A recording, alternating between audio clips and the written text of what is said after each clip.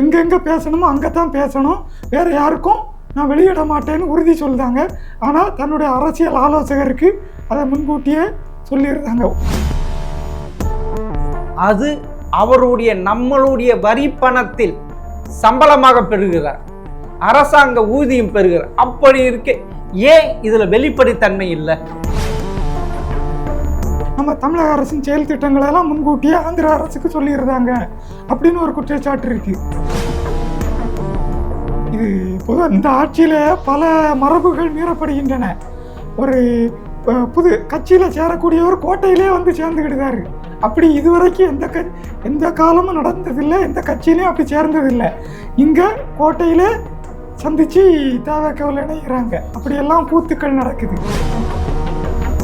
இப்போ சொல்லப்போனால் கர்நாடகா நமக்கு தண்ணி தரல, அந்த மாநிலத்தை சேர்ந்தவரை வைத்தா அந்த காவிரி உரிமையில் எப்படி நல்ல தீர்வு எட்ட முடியும்? உரிமையை எப்படி கேட்டு பெற முடியும்?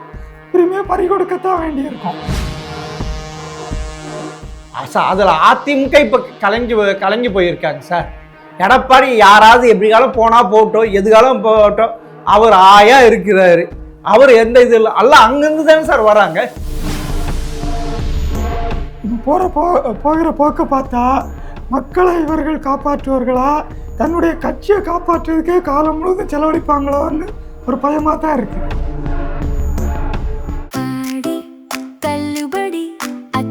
பேரும் அல்லம்படி 6 முதல் 60% வரை ஆடி தள்ளுபடியுடன் சூப்பர் சரவணா ஸ்டோர்ஸ், சென்னை, மதுரை, கோவை.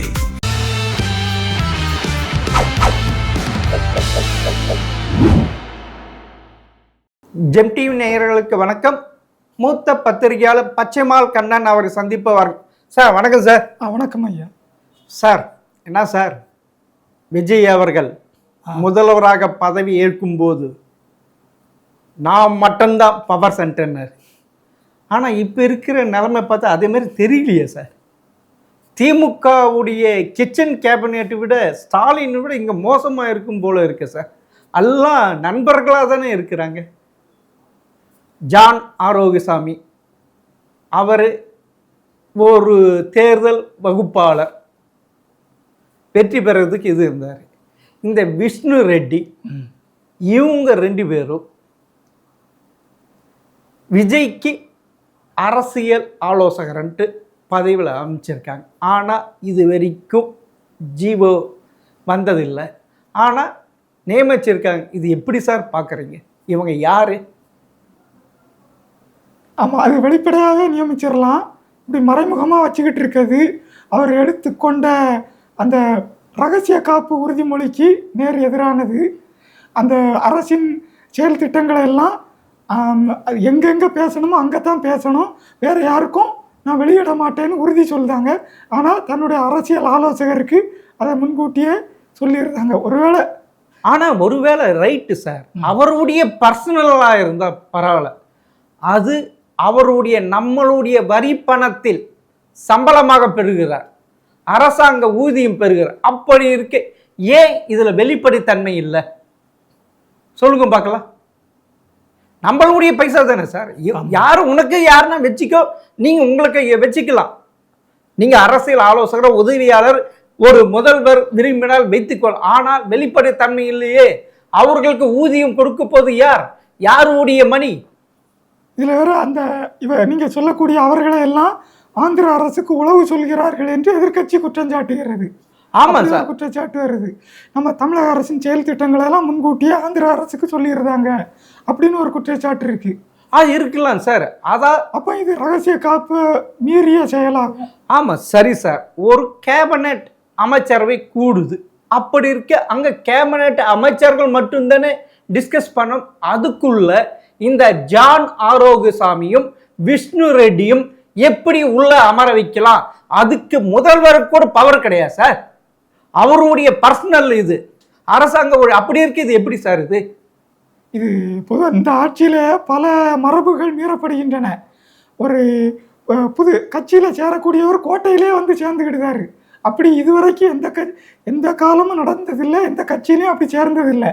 இங்கே கோட்டையிலே சந்திச்சு தாவேக்காவில் இணைகிறாங்க. அப்படியெல்லாம் கூத்துக்கள் நடக்குது. சார் உன்னங்கிட்ட இந்த விஷ்ணு ரெட்டியும் சரி ஜான் ஆரோக்கியசாமியும் அதாவது திரு விஜய் பின்னாடியே போகிறாங்க, அதாவது வால் பிடிச்சிட்டே போகிறாங்க. எது இருந்தாலும் அவங்கள கன்சல்ட் பண்ணிட்டு தான் விஜய் அவர்களையே பார்க்க முடியுமா? அப்படி ஒரு நிலைமை இருக்கு சார். அது பொதுவாக அரசியலில் வந்து எல்லாரும் ஆலோசகர்கள் முதன்மையானவர்கள் தான். ஆனால் ஆட்சியை பிடித்த பிறகு ஆலோசகர்களை தனக்கு கீழே தான் வைப்பாங்க. மீண்டும் அவரை சாமியாக கும்பிட்டுட்டு போகிறது வழக்கம் இல்லை. தமிழ்நாட்டில் அதுக்கு மாறாக இருக்குன்னு நினைக்கிறேன். தலைமை செயலகத்தில் அவங்க கிட்ட பர்மிஷன் வாங்கிட்டு தானே முதல்வரை போய் பார்க்க முடியும். அப்படி ஒரு நிலைமை மந்திரிகள் கூட அந்த நிலைமை தான் சார் இருக்கு. இது எப்படி சார் இது பழைய அதிமுக ஆட்சி காலத்தை நினைவுபடுத்துது. ஜெயலலிதா ஆட்சி காலத்துல. ஆனா அப்ப கூட அவங்க வந்து செல்வி ஜெயலலிதா தனக்கு விருப்பப்பட்ட சசிகலா கூட உட்கார வச்சிருக்கலாம் சார் பர்சனல் செக்ரட்டரியா. ஆனா வைக்கலையே, இவருடைய நண்பர்களை தான் வைக்கிறாரு. இது எப்படி சார் சசிகலா செல்வி ஜெயலலிதா அது மாதிரி பண்ணலையே. அவர்களை பார்க்கணும்னா இவர்களை பார்த்து விட்டு தான் அப்படி நான் தலைமைச் செயலகத்தில் சொல்றேன். அவங்க சசிகலாவே தன்னுடைய பர்சனல் செக்ரட்டரி அரசாங்க ஊழியர் பெறுவதற்கு இது அமைச்சிருக்கலாமே அந்த இது பதவிக்கு. அதே மாதிரி செய்யலையே, இவர் வெளிப்படையா செய்யறாரு. யாரும் யாரும் எது கேட்கலாம், ஆனா கேட்க வேண்டிய, ஏன்னா நமது வரி பணத்தில் சம்பளம் கொடுக்குறாங்கல்ல. எதிர்கட்சி தான் கேட்கணும். எதெல்லாமோ கேட்குறாங்க, இதை கேட்டிருக்கலாம் எதிர்கட்சி தலைவர். அதுவும் உள்துறையிலிருந்து வருகின்ற ரிப்போர்ட் அவங்க தான் பார்க்குறாங்க. அது எப்படி சார், அது எப்படி பார்க்க முடியும்? அது எல்லாம் மீறி போயிட்டு இருக்கு சார் திரு விஜய் ஆட்சியில. அது ரகசியம் இதுதானே. அதனால அந்த உளவுத்துறையை கொஞ்சம் அப்படியே அப்செட் ஆகிடுறாங்க. இது எப்படி சார் பார்க்குறீங்க? இது அந்த உளவுத்துறை அறிக்கையை பார்த்த பிறகும் அது தொடர்பாக ஆலோசனை வாங்க அவங்க கிட்ட தான் போகணும். நேரடியா அவங்க கிட்ட போகுது. எப்படி போலாம் சார்? யாரு கொடுத்தது அந்த பவர்? யாரு கொடுத்தது? மக்கள் தான் கொடுத்துருக்கோம். மக்களுக்கு நம்ம கொடுத்துருக்கோம். விஜய்க்கு, விஜய் அவர் கொடுக்கறதுக்கு யாருக்கு பவர் அதிகம்? உள்துறை உடைய ரிப்போர்ட் அதுல எதுக்காலம் இருக்கும். அவங்க பார்க்கறதுக்கு யார் சார்? இது மக்கள் கொடுத்த அதிகாரத்தை தவறாக பயன்படுத்துதல் ஆகும். அப்படியா சொல்லணும். உனங்கிட்ட டெல்லி சிறப்பு பிரதிநிதி இதுவரைக்கும் இந்த தமிழகம் கண்டிடாத தனக்கு சினிமா ப்ரொடியூசரா இருந்தவரை ஒருத்தர் போய் உட்கார வச்சிருக்க. டெல்லி சிறப்பு பிரதிநிதி யார் சார்? எதுக்கு? மாநிலத்துக்கும் மத்திய அரசுக்கும் இணக்கமாக சில வேண்டிய வேலைகளை மூவ் பண்றதுக்கு. இதெல்லாம் சிஎம் டெல்லி வந்த முக்கியமான இது. அவருக்கு ஒண்ணுமே தெரியாது சார்.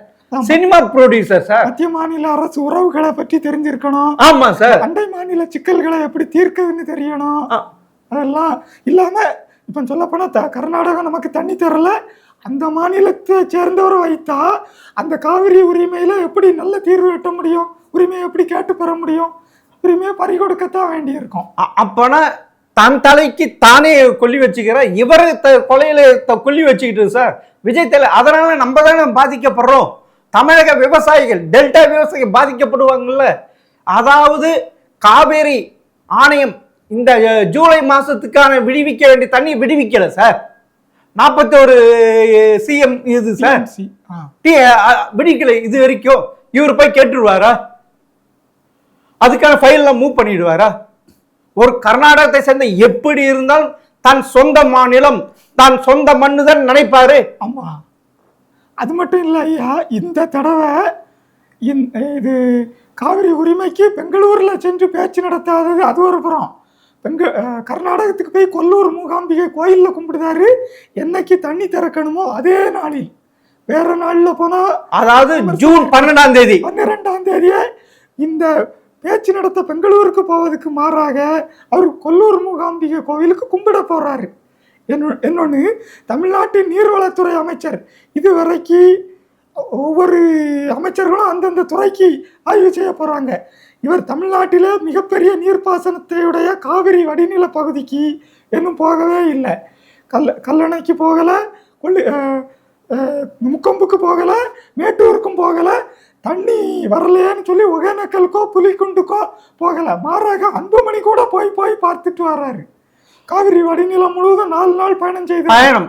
ஆமா, அது அணை கட்டக்கூடாதுன்ட்டு. ஆனா இந்த அமைச்சர் அது பற்றி பேசவும் இல்லை, அந்த பகுதிக்கே போகவும் இல்லை. இப்படி ஒரு அதிசயத்தை இந்த ஆட்சியில தான் நம்ம பார்க்கறோம். ஆமா சார். இன்னொரு தனக்கு சினிமா மேனேஜர்னு அவருக்கும் ஒரு பதவி கொடுத்துருக்காரு சார். இது எப்படி சார்? அது கூட திரு விஜய் அவர்கள் பிறந்த நாளைக்கு அன்னைக்கு அவர் ட்விட்டர் போட்டதுனால நம்மளுக்கு தெரியும். அது கூட தெரிஞ்சிருக்கா சார். இது ஏன் சார் இப்படி இருக்கு இந்த அரசாங்கம்? இவங்க எதுக்கு மக்கள் இவங்க 2 மலை முடுங்கி மழாக தேவனை தோக்கடிச்சு இவங்களுக்கு வாக்களிச்சாங்க? ஏன் இவர் ஊழல் செய்யாமல் நேர்மையாக ஆட்சி தருவார்ன்ட்டு தானே மக்கள் வாக்களிச்சாங்க. உன்னங்கிட்ட யாரு எம்எல்ஏ, தன் தொகுதி எம்எல்ஏ யாரு, டிவிக்கு இதுன்னு எதுவுமே தெரியாது சார். அப்படி இருக்கு அவர் பார்த்து தானே வாக்களிச்சாங்க. ஆனா இவர் நடந்துகிட்டு பார்த்தா அதுமே தெரியலையே சார். 234 தொகுதியிலையும் விஜய் தான் போட்டியிடுகிறார்னு நினைச்சு நீங்க வாக்களிங்கன்னு அவர் சொன்னாரு. அதை மக்கள் ஏற்றுக்கிட்டு அதே போல வாக்களிச்சாங்க. பேரு, ஊரு, சாதி எதையும் பார்க்காம ஒவ்வொரு உறுப்பினருக்கும் வாக்களிச்சாங்க. ஆனா இப்போ பார்த்தா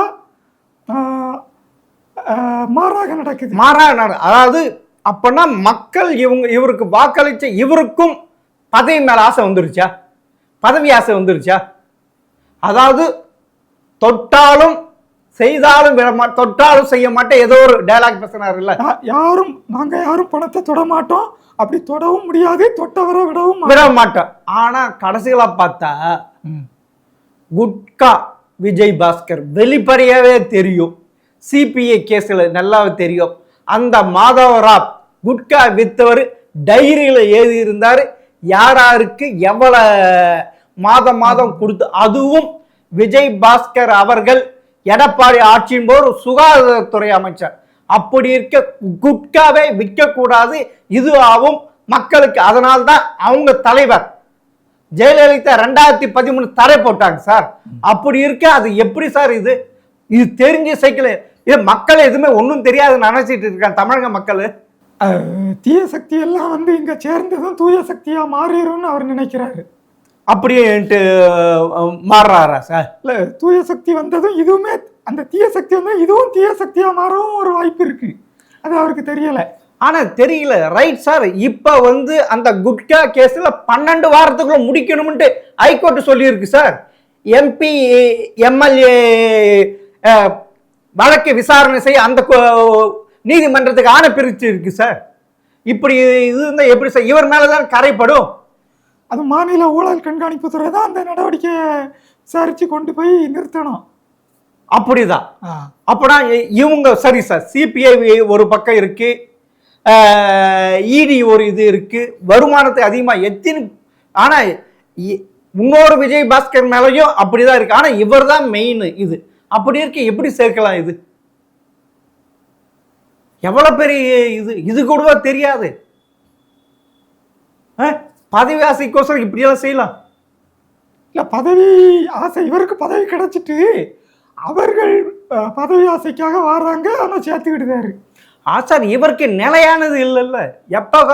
எப்ப வித்ரா பண்ணிடுவாங்கன்னு பயப்பட்டு தானே அதிமுக MLA ராஜினாமா சேர்ந்து கட்சியில சேர்த்துக்கிறாரு. இடைத்தேர்தல் வந்தா அதை நிக்க வச்சு ஜெயிச்சு நம்ம அப்படியே கொஞ்சம் கொஞ்சமா 118 கிட்ட போயிடலான்ட்டு அந்த கால்குலேஷன் தானே சார் போடுறாரு இவரு. இப்பவுமே 118 இருக்குது இல்ல? எங்க சார் இருக்கு? இவருக்கு தனிப்பட்ட முறையில 108 வின் பண்ணாரு. அதுல 2 தொகுதி இருந்த, ஒரு தொகுதி போயிடுச்சு 107. அதுல இன்னொன்னு சபாநாயகர் அவருக்கு நடுநிலை, அதுவும் போய் அப்புறம் 106 தானே. காங்கிரஸ் 5.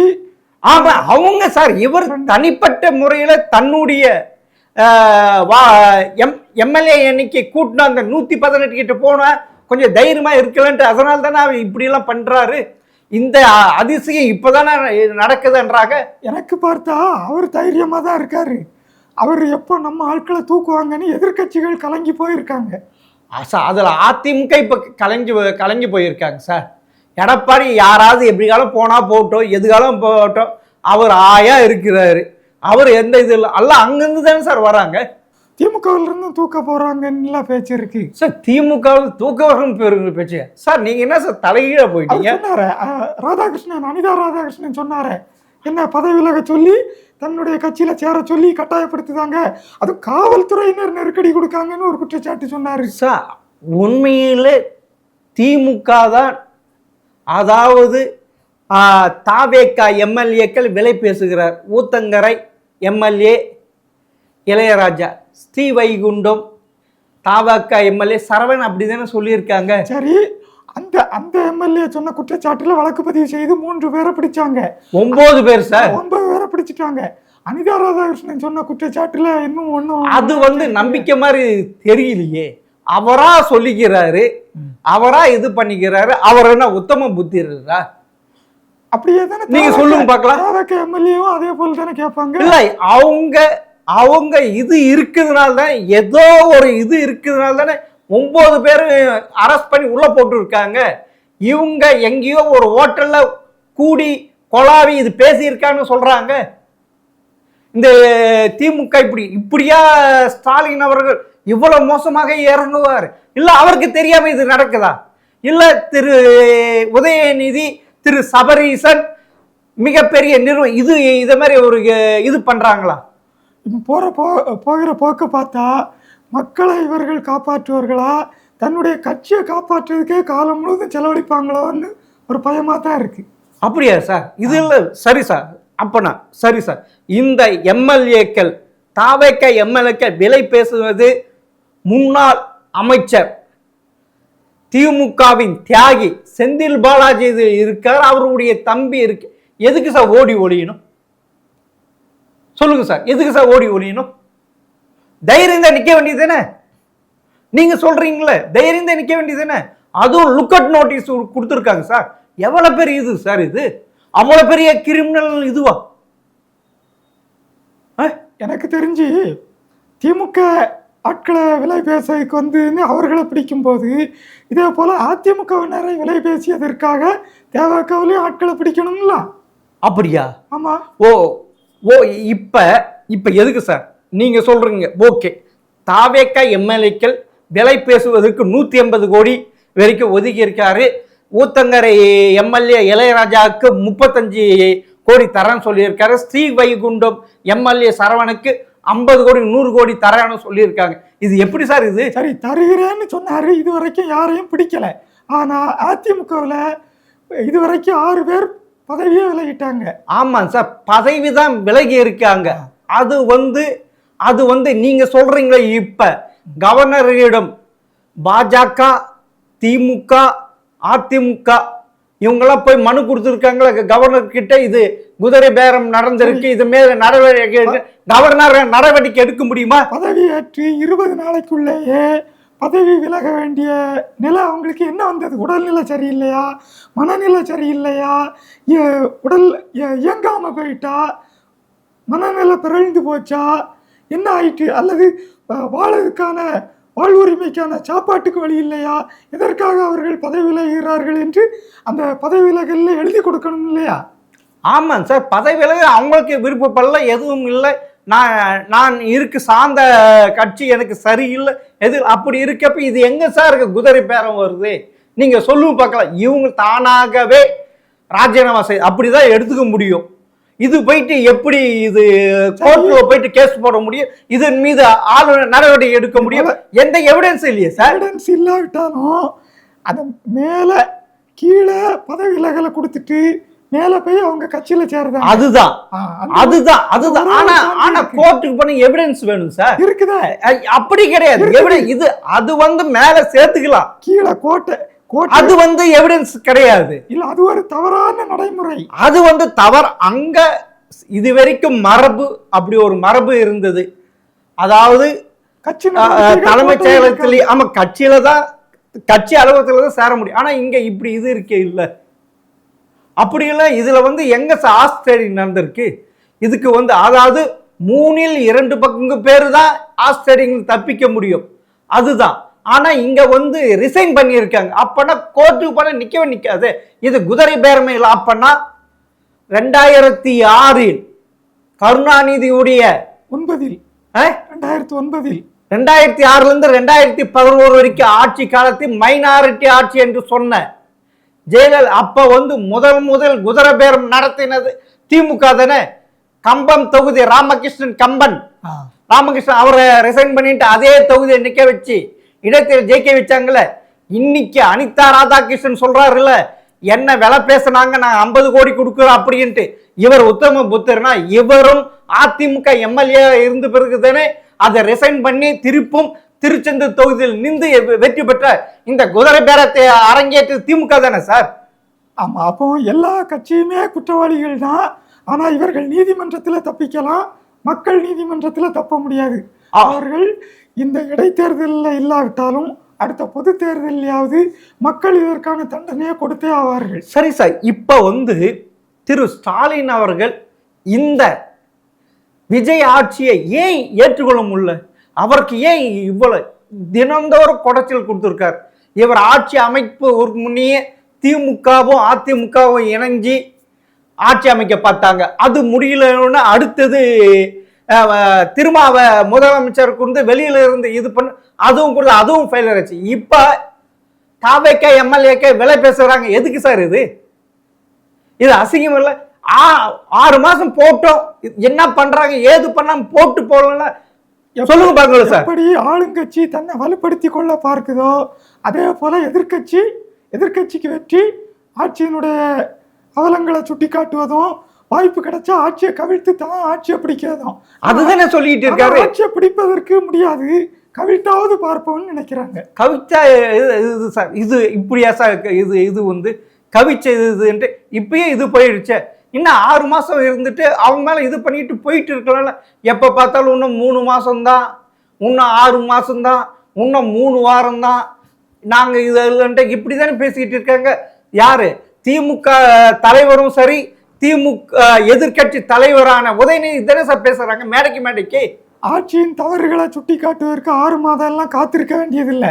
இது இன்றைக்கு தவறுன்னா இன்றைக்கே சுட்டி காட்டு இல்ல. தவறு அது தவறு ரைட்டு. ஆனா அனிமன் பீரியட் ஒண்ணு சொன்னார் இல்ல, அதெல்லாம் கொடுக்க வேண்டியதே இல்லை. காமராஜ் அவர்கள் கொடுக்க வேண்டியதே இல்லை. தப்புன்னா தப்பு தான், முத நாளே தப்பு செஞ்சாலும் தப்பு தான். 6 மாதம் தப்பு செஞ்சுக்கிட்டுன்னு யாரும் விட்டு வைக்க கூடாது. அதே ஒரு தவறான அணுகுமுறை. உன்னங்கட்ட இப்பொழுது வருகின்ற ரிப்போர்ட் பார்த்தா, அதாவது அரசாங்க அதிகாரிகள் விஜய் ஆட்சிக்கு ஒத்துழைப்பு கொடுக்கலன்னு சொல்றாங்க சார். இந்த ஆட்சி நிலைப்பாடுகள்ல இது எப்படி சார் இது? அப்பனா என்ன சார் இது ஆகும்? ஒத்துழைக்க வைக்கணும், அதுதான் நிர்வாக திறமை, ஆளுமை திறமை, அதுதான். அப்பனா இந்த ஆட்சியை திரு ஸ்டாலின் அவர்கள் 3 படம் எடுத்துட்டு விட்டார். இப்ப தெரிஞ்சு போச்சு, செந்தில் பாலாஜி அரெஸ்ட் பண்ண போறாங்க, இது பண்ண போறாங்க, சமன் ஆரம்பிச்சு இதெல்லாம் என்ன சார் இது? அலங்கோலமா இருக்கு. தமிழக அரசியல் இப்படி ஒரு புதுமை பார்த்துருக்கீங்களா? அரசியலில் இந்த தடவை நிறையாவே புதுமை நடந்துட்டு, 2 கட்சிகளும் ஒழிஞ்சு 3வது கட்சி வந்தது ஒரு புதுமை, அந்த கட்சி பதவிக்கு வந்தது ஒரு புதுமை, அது எதிர்கட்சிகளை உண்டு இல்லைன்னு ஆக்குவது ஒரு புதுமை. நிறையா புதுமைகள் நடந்துக்கிட்டு தான் இருக்கு. அப்போன்னா பார்ப்போம் சார். இவருடைய திரு விஜயுடைய ஆட்சியின் ஆயுள் ஸ்டாலின் கையில் இருக்கிறதா, இல்லை அவருடைய கூட்டணி கட்சிகள் இருக்குதா, இல்லை தன்னுடைய விஜயுடைய எம்எல்ஏக்களின் கைகள் இருக்கிறதா? பொறுத்து இருந்து பார்ப்போம். மிக்க நன்றி சார். வணக்கம்.